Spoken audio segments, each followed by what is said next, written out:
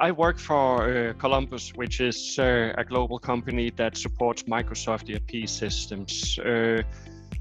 We support both on-premise as well as cloud, and like so many others, we're part of a digital transformation. My job as a director of the Cloud Solution Shared Services is to ensure that customers are sorted out in terms of the entire infrastructure. Some customers have hybrid solutions, some customers are fully wanting to go to the cloud, and some are in the beginning of the journey.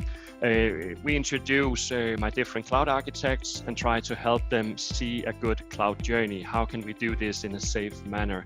What do we need to be specifically aware of?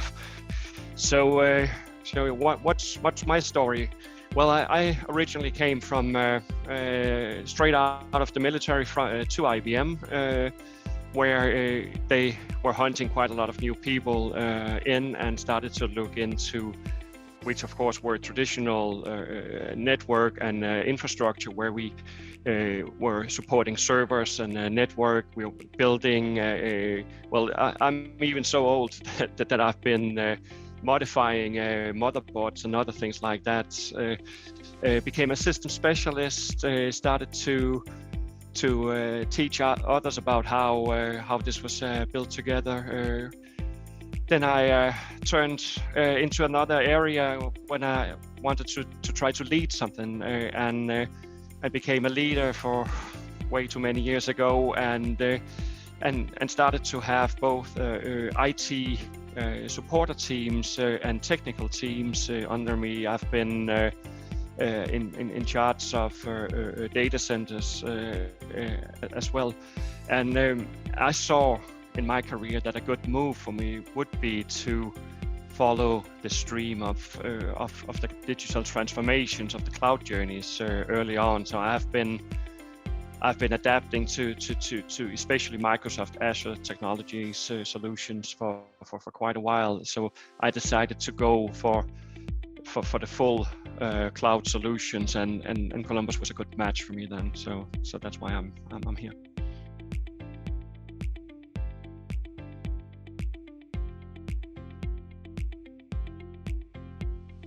Well, Columbus is a company that has that are helping customers with the transformation, with the digital transformation. We try to see ourselves as a trusted advisor. So you can see that from our perspective, we go hand in hand with the customer needs. So our digital transformation is what the customer needs. Of course, we need to be one step ahead. We need to have the newest technologies from Microsoft. We are primarily a Microsoft house, of course, but we do embrace the multi-clouds if customers have requirements in that need. So it's a matter of always being ready for what's new out there.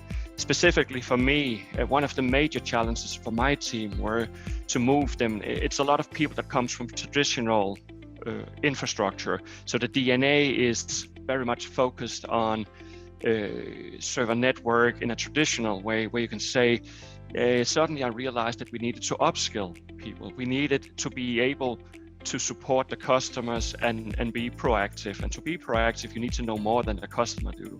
And in this case, I simply had to have a lot of cloud architects, so that the team was redefined. I always believe that you should try to elevate the skills of the team you have instead of rehiring. So we've spent quite a lot of time trying to draw a journey, a strategy for the team to see the benefits of cloud security, entire cloud journey. What's the benefit of this? And I'm proud to say that they have been quite skilled, reaching the highest certifications possible in this, and really giving customers value for their money.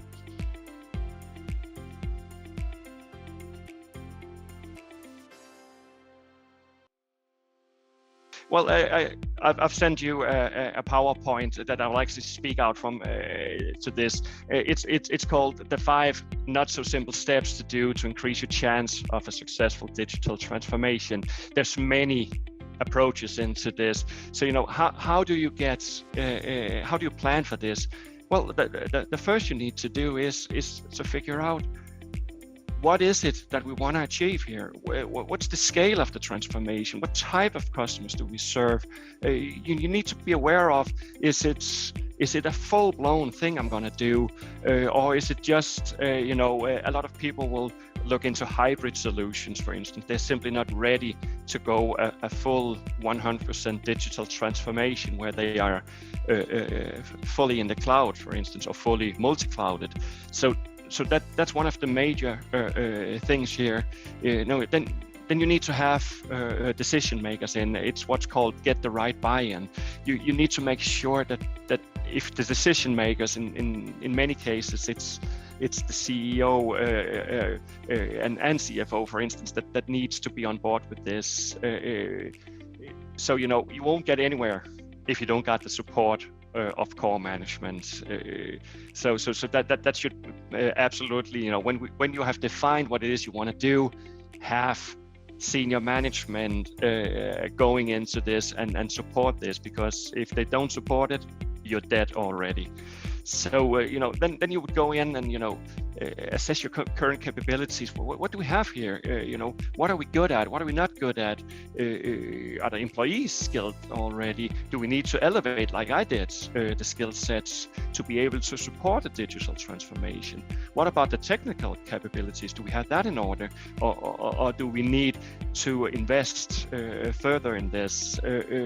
Then you would go out and create a roadmap, because it's just a dream and an idea until you have a fully plan of this. So what do we want to change first? Where do we find the biggest impact, and where do we create the most value by doing this or this? And always be conscious about the fact that when you create a plan, the plan needs to be revised again and again and again, because so many factors do apply when you are trying to achieve such a strategy and a plan for this. So last but absolutely not least, you need to prepare the entire business. You need to have anybody following this, because even the simplest little thing can be blocked by somebody that simply don't understand or see the value of this. Go in and storytell the value of the changes. What issues did we have that led us to do this digital transformation? What benefits are there in this solution? And always get ambassadors. Get ambassadors for what you do, because when you have people that supports and understands, and that's in all levels. It's not just management. It could be Mr. Jansen doing the packages. Everybody needs to be in on this. So having ambassadors that really believes and drives your colleagues. Two colleagues standing at the coffee stand saying, "Why do we need to do this? The old system worked perfectly." Steps in and say, "Yeah, but you should know that what this can do for you, and it would ease up on this, and this, and the old systems you remember the limitations it had. This one won't have that, and it's just a matter of time before you'll get adapted to this, because changes is always hard." So you can say that's the 5-step plan, very simplified, because there's so many details in it, that I would recommend people to take on a digital transformation.